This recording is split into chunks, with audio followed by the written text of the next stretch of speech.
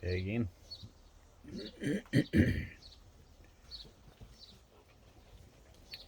What are we at now? Episode 7. It's got to be. It's been a couple of weeks. I've just been recovering. I'm taking my time with life at the moment. Puppies, no. So right now, I'm sitting here outside. All my cameras next to me.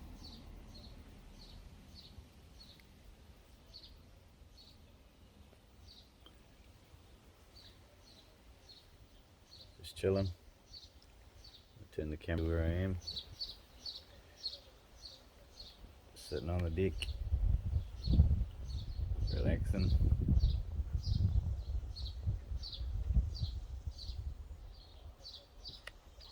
Literally just sitting here, relaxing.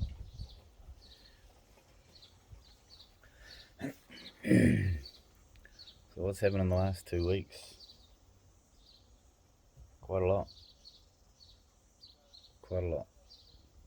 It's been 2 weeks of recovery. Today's Wednesday, so that's 15 days since I came home. Probably what, 19 odd days since surgery. It's nearly 3 weeks. I think Friday will be 3 weeks since surgery.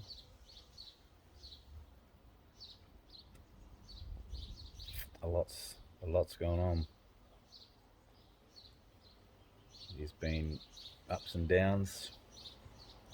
Made another doctor's appointment, which was not scheduled, because I think it was the Thursday, Friday of the week when I got home.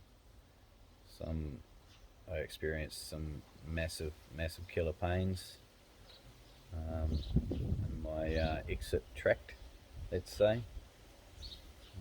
Try pooping out razor blades, see how you enjoy that, because that's exactly what it felt like.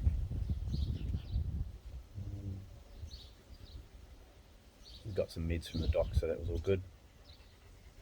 I jabbed myself, I think I might have said this one, I jab myself every night with the blood thinner in my belly fat. Something I found out today. I have lost about 1.5 kgs since the surgery, so just shy of 3 weeks I've lost 1.5 kgs without doing bugger all. As in, I haven't gone and done any fitness, I've just been eating and drinking normally, and I've lost 1.5 kgs, so very interesting fact, that one.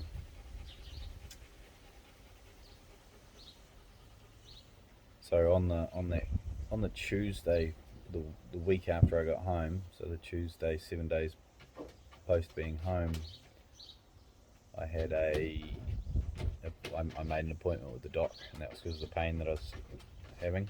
Sahi, bro, can we stop that, please? You're making a lot of noise. Yeah, away you go.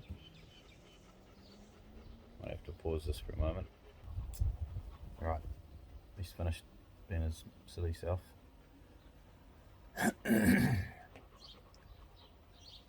So yeah, made the appointment, went to the doc on the Tuesday. That was 2 weeks ago now. 2 weeks ago? Yeah, a week ago now. Yep. Oh, geez, I don't know. Yeah, a week ago, whatever. It's really hard to figure days. I only know today's Wednesday because I had an appointment that I had to go to. So it's really hard to figure days. The drugs and everything is just screwing up my clocks. I can't figure things out very well. Comprehension is a wee bit interesting at the moment. But anywho, when I was sitting in the car park waiting to go into the doctor's, I got a phone call from the colorectal nurse, one of the ladies who's talked to me since day one, before my surgery. and that was to confirm the results of the NDM or something, the multidisciplinary board findings, because they meet every Monday. My results from my surgery had to go through them, and they obviously all discussed that. A bunch of doctors and whatnot, they all discussed the findings from the results and histology or whatever it's called. And so yeah, they had that meeting, and I'm being said to have stage 2 cancer. They took 30 lymph nodes. I might have already said that one. So yep, stage 2, 30 lymph nodes, and they have referred me for chemo. Now, apparently stage 2 doesn't always, well, is not an automatic referral to chemo. If it was stage 3, it's an automatic referral. It's black and white. They know what they're doing. They know what the course of action next steps are. The stage 2, however, it's a bit grey area. So over the last 2 weeks, I've literally just been taking my pills, taking my meds, my painkillers, my anti-inflammatories, sitting around home, sitting as I am here on the deck in the sunshine. Okay, over the weekend it was rainy and poos, and I went out and did a couple of things, had a couple of beers, so that was quite nice. Been craving a beer for a while. Well, I'm not drinking much, but still was craving one, so went out and did that. My body seems to be okay with it. It's yeah, today was the appointment with the chemo for the chemo. So yesterday I got a phone call from one of the registrars, actually the same dude that I saw today, and just getting some background information from me. What's my health like? What's my previous health?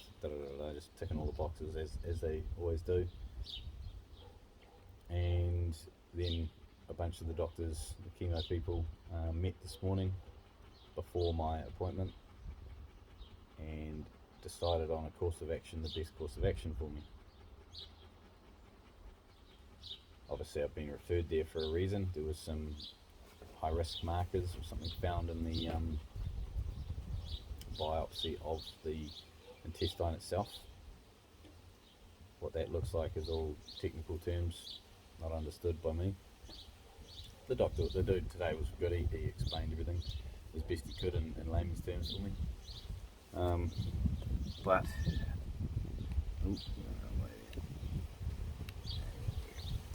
so he did best he could, explaining everything. Yep. End of the day, the course of action they think I need to take is an oral chemotherapy. Dude, please don't destroy that. No.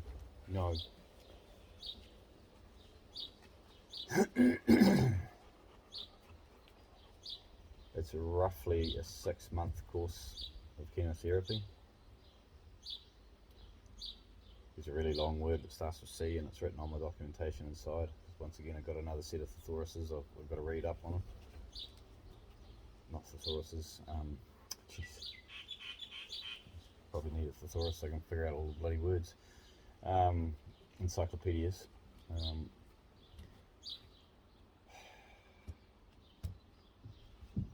The thing for me now is, previous to going there today, I'd said to myself, look, I'm being referred there for a reason, just like my surgery. Surgery seems to be a bit easier to understand for me at the moment, because the surgery was, you need to get that taken out. So go and get it taken out. There was no real, this is totally up to you. Yes, this is totally up to me, but everyone was definite, everyone was sure of what needed to happen, which was get rid of it. It was surgically, it needed to be gone. That's what all the surgeons and doctors and everyone was saying, it needs to be gone. Yep, I understand that, I understood that. I knew I had something inside me that was damaging me, and it was making my,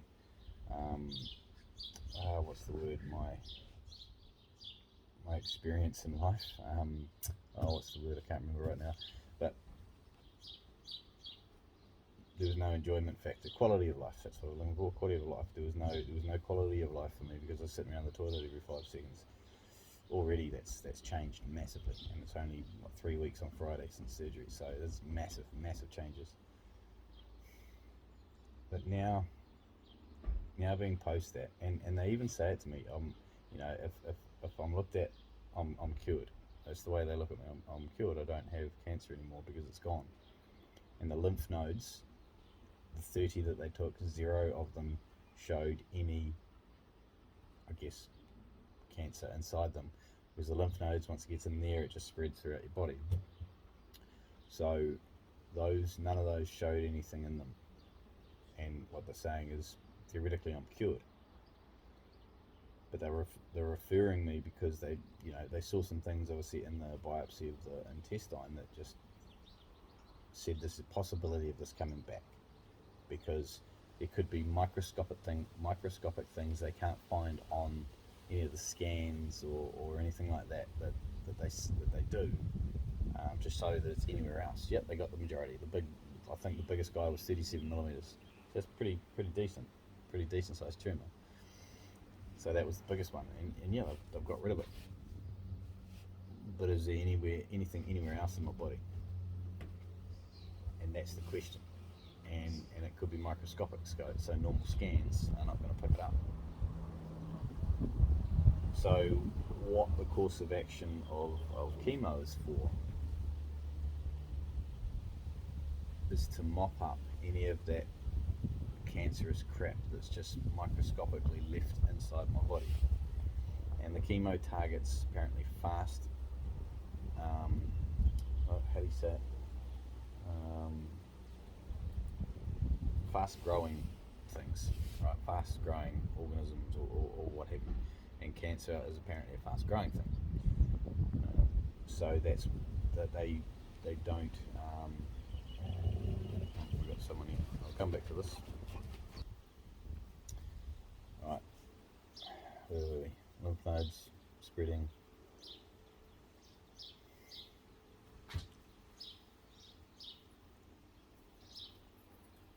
So the problem with my cancer treatment is it is a grey area, and that's exactly what they've told me. And the biggest problem is 3%.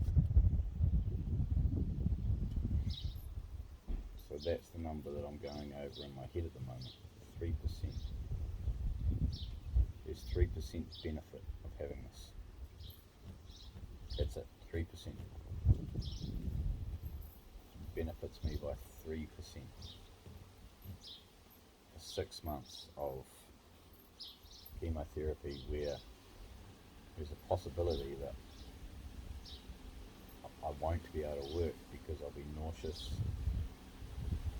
I'll have diarrhea, I have not extremely, but my immunity will be lowered to the point that I can obviously get a lot sicker, a lot easier. For what benefit? 3%. 3% benefit. 6 months is not very long, but what I now have to weigh up is financial benefits as well. Because if I can't work, I don't get paid. And if I don't get paid, I can't pay bills. And Auckland is not a cheap place to live in.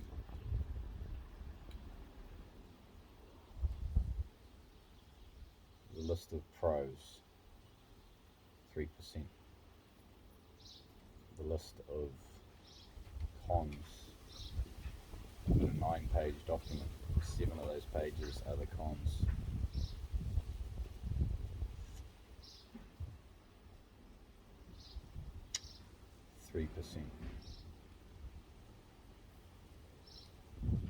I've got until start of January pretty much, or start to mid-January before I go back for my second meeting, which is if I accept by then, start the course of action.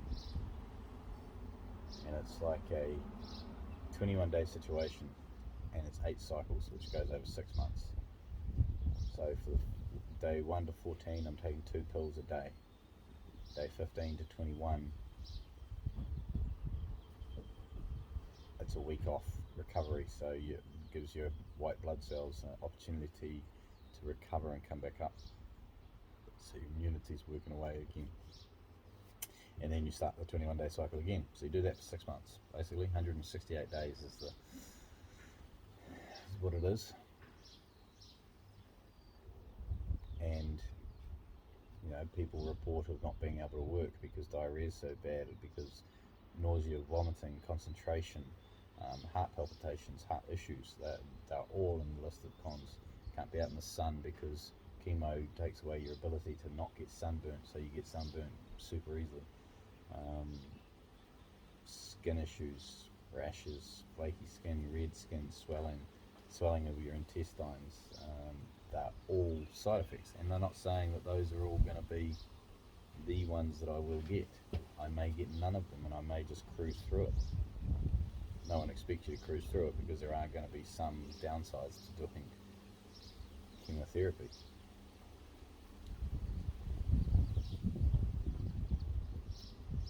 But what I'm weighing up is this 3% number. The reason they've put me on this is because of my age, because I'm young. Stage 2 doesn't normally get referred to chemotherapy. But because of my age, there's more likelihood of it coming back than if I was, say, 80. Because at 80, how many years do you have to live? At 38, your expectation is possibly around another 40 years, 40 to 50 years worth of living. That's my mind anyway, the way I see it. You're 80, maybe a day, maybe 10 years, maybe 20 years, who knows, because really everyone's different.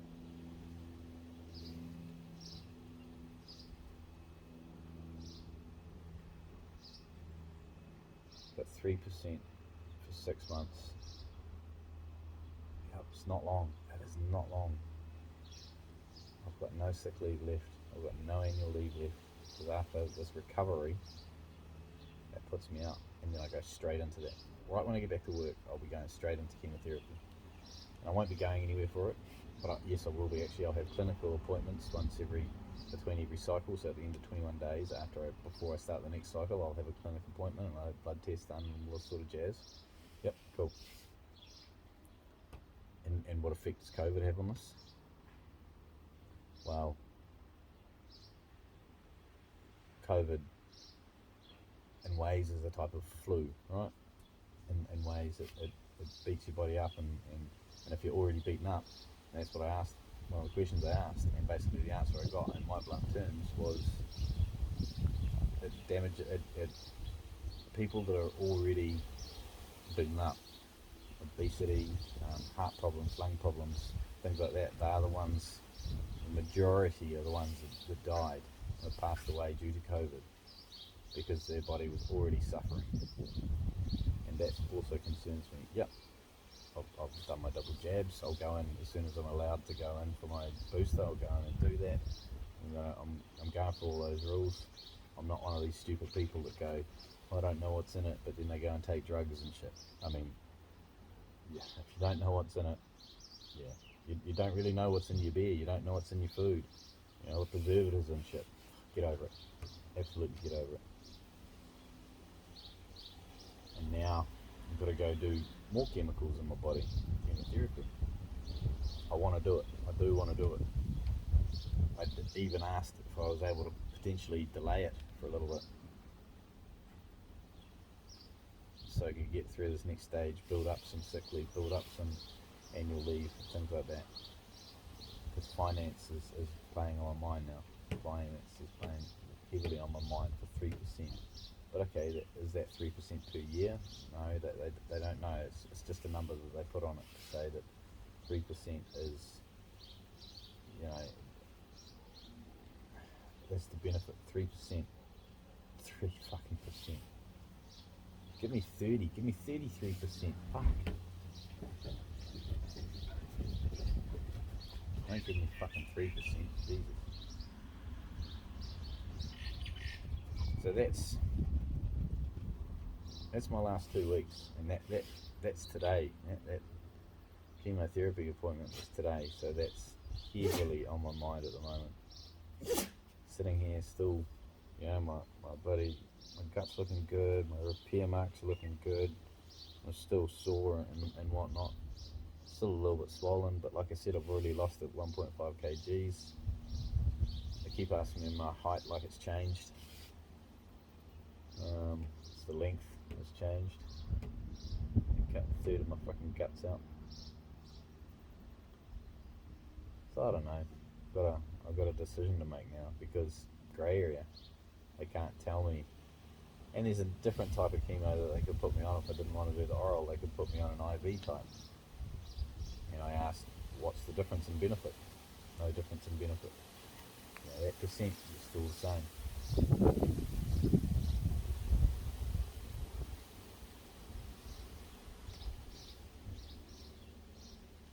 Yeah.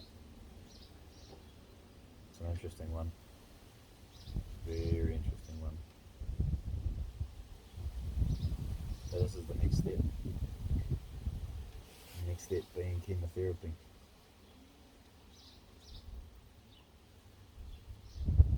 I only found out today, so yeah, of course I haven't made a decision. As I said at the beginning, my stance in the beginning was just get in, get it done. A few other things to consider now as well.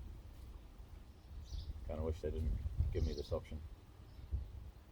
It would have been just repair and carry on.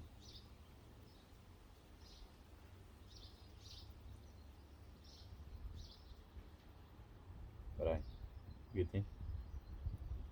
Get there. Got home one of the days that I was sitting on the deck, just chilling, sitting there, and I was watching skydivers.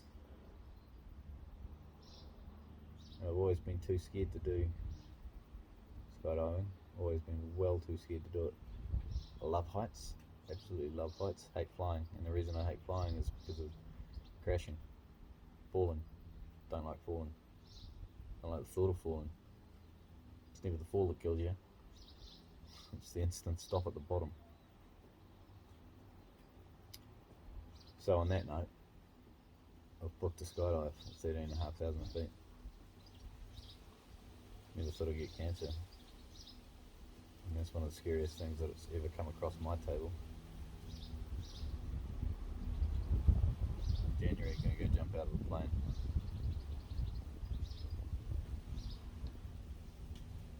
Show the world who's boss. And on that note, see you on the next episode, which is probably going to be chemo decision.